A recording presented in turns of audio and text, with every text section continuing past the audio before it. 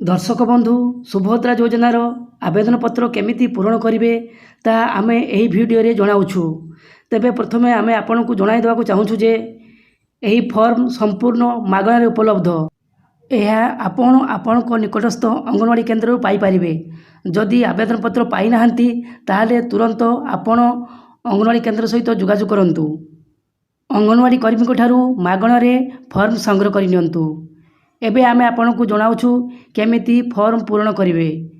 वर्तमान देखंतु सुभद्रा योजनार आवेदन पत्र ऊपर लिखा जाइछि सुभद्रा महिला और शिशु विकास विभाग ओडिशा आवेदन पत्र। यही फॉर्म संपूर्ण मागणार उपलब्ध।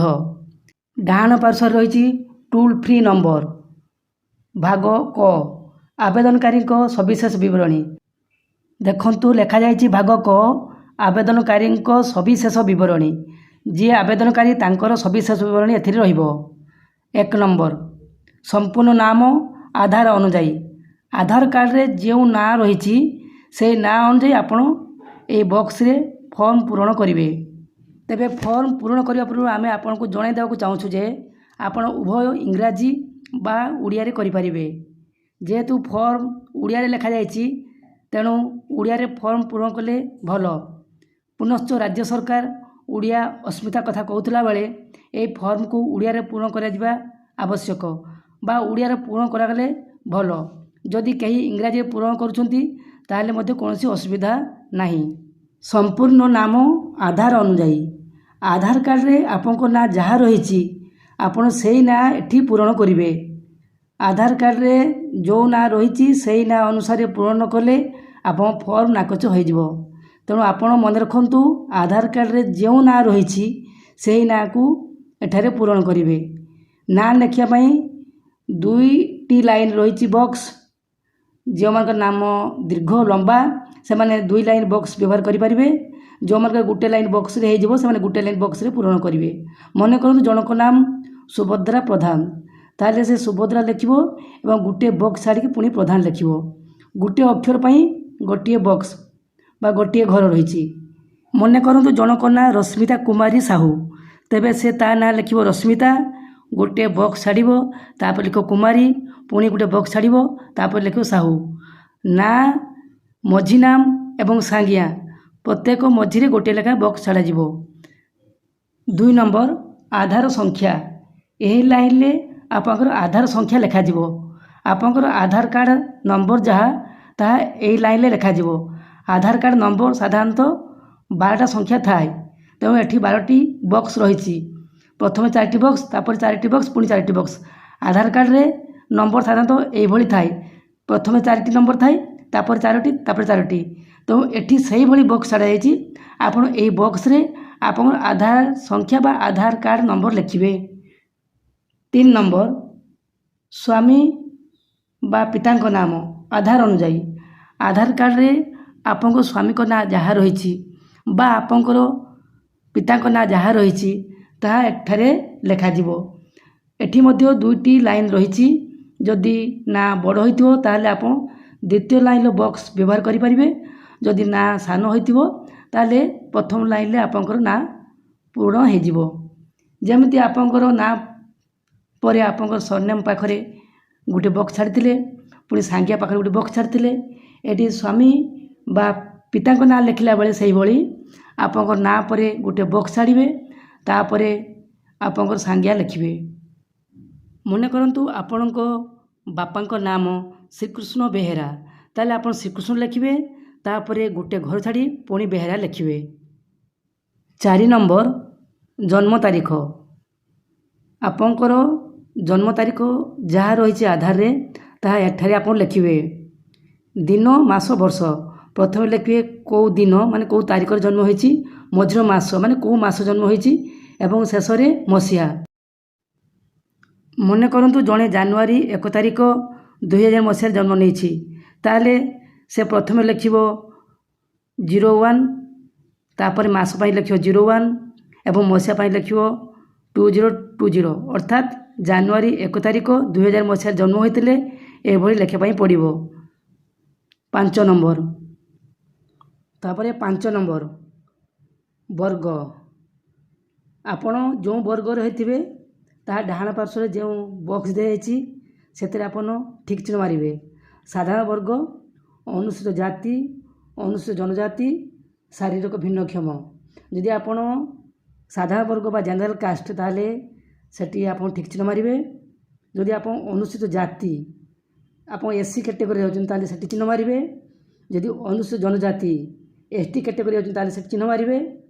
ଶାରୀରିକ ଭିନ୍ନକ୍ଷମ ଯଦି ଆପଣ ବିକଳାଙ୍ଗ ବା ଭିନ୍ନକ୍ଷମ ବା ଦିବ୍ୟାଙ୍ଗ ତାହେଲେ ହଁ କି ନାଁରେ ମାରିବେ। ଯଦି ଆପଣ ଦିବ୍ୟାଙ୍ଗ ନୁହନ୍ତି ତାହେଲେ ନାଁରେ ମାରିବେ। ଯଦି ଦିବ୍ୟାଙ୍ଗ ତାହେଲେ ଆପଣ ହଁରେ ମାରିବେ। 7 ନମ୍ବର ଆଧାର ସଂଯୁକ୍ତ ମୋବାଇଲ ନମ୍ବର। ଆପଣଙ୍କର ଆଧାର କାର୍ଡ଼ରେ ଯେଉଁ ମୋବାଇଲ ନମ୍ବର ଅଛି ସେହି ମୋବାଇଲ ନମ୍ବର ଏଠାରେ ଉଲ୍ଲେଖ କରିବେ। ଆପଣଙ୍କର ଆଧାର କାର୍ଡ଼ରେ ଯେଉଁ ମୋବାଇଲ ନମ୍ବରଟି ଅଛି ସେହି ମୋବାଇଲ ନମ୍ବର ଏଠି ଉଲ୍ଲେଖ କରିବେ। ଅନ୍ୟ ମୋବାଇଲ ନମ୍ବର ଉଲ୍ଲେଖ କଲେ ହେବ ନାହିଁ। ତାପରେ ଅଛି 8 ନମ୍ବର ବିକଳ୍ପ ମୋବାଇଲ ନମ୍ବର। ଯଦି ଆପଣଙ୍କର ଆଉ ଗୋଟିଏ ବିକଳ୍ପ ମୋବାଇଲ ନମ୍ବର ଅଛି ତାହେଲେ ଆପଣ 8 ନମ୍ବର ବକ୍ସରେ ପୂରଣ କରିପାରିବେ। ଯଦି ଆପଣଙ୍କର 2ଟି ନମ୍ବର ଅଛି ବା ଆପଣଙ୍କର ବାପାଙ୍କର, ଭାଇଙ୍କର କି ସ୍ୱାମୀଙ୍କର ମୋବାଇଲ ନମ୍ବର ଅଛି ତାହେଲେ ଆପଣ 8 ନମ୍ବରରେ ବିକଳ୍ପ ମୋବାଇଲ ନମ୍ବରରେ ତାହା ପୂରଣ କରିପାରିବେ। 9 ନମ୍ବରରେ ଜିଲ୍ଲା। ଆପଣ କେଉଁ ଜିଲ୍ଲାର ଲୋକ ତାହା ଆପଣ ଲେଖିବେ, ଅର୍ଥାତ୍ ଆପଣ ଜିଲ୍ଲାର ନାଁ ଲେଖିବେ। 10 ନମ୍ବର ଗ୍ରାମାଞ୍ଚଳ ନିମନ୍ତେ। ଯଦି ଆପଣ ଗ୍ରାମାଞ୍ଚଳ ବାସ କରୁଛନ୍ତି ତାହେଲେ 10 ନମ୍ବରଟି ପୂରଣ କରିବେ। ଯଦି ସହରାଞ୍ଚଳ ବାସ କରୁଛନ୍ତି ତାହେଲେ 11 ନମ୍ବର ପୂରଣ କରିବେ।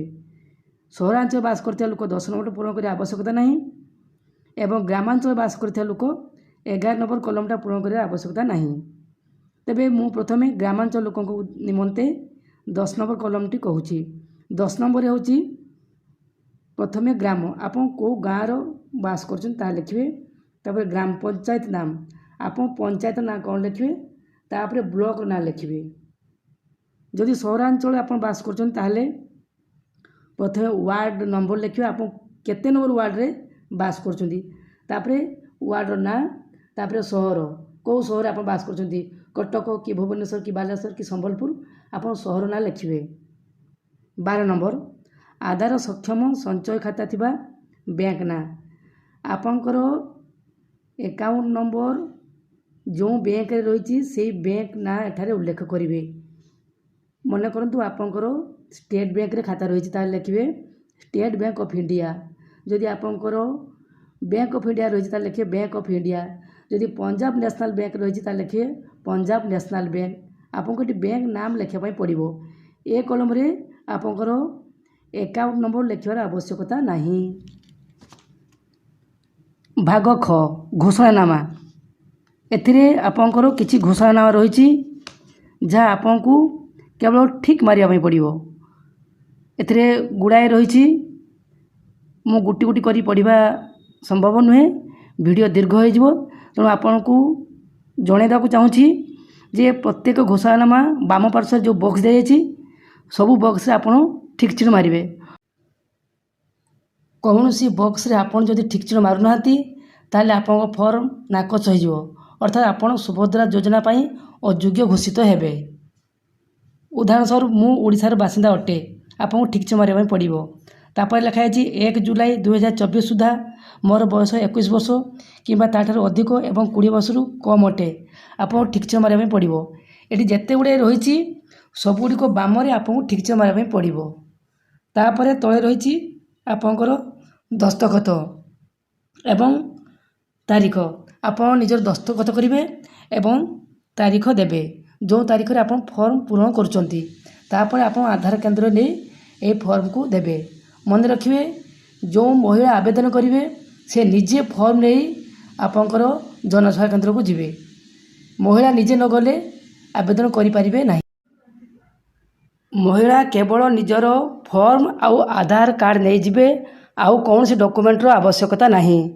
ମନେ ରଖନ୍ତୁ ଯେଉଁ ମହିଳା ଆବେଦନ କରିବେ ସେହି ମହିଳା ନିଜେ ଜନସେବା କେନ୍ଦ୍ରକୁ ଯିବେ ଏବଂ ଫର୍ମ ଦେଲା ପରେ ଆପଣଙ୍କୁ ଜନସେବା କେନ୍ଦ୍ର ଏକ ପ୍ରାପ୍ତି ସ୍ୱୀକାର ସ୍ୱରୂପ ଏକ କାଗଜ ଦେବ ଆପଣଙ୍କୁ, ଯେଉଁଥିରେ ଆପଣ ଫର୍ମ ଦେଲେ ବୋଲି ପ୍ରମାଣ ରହିବ।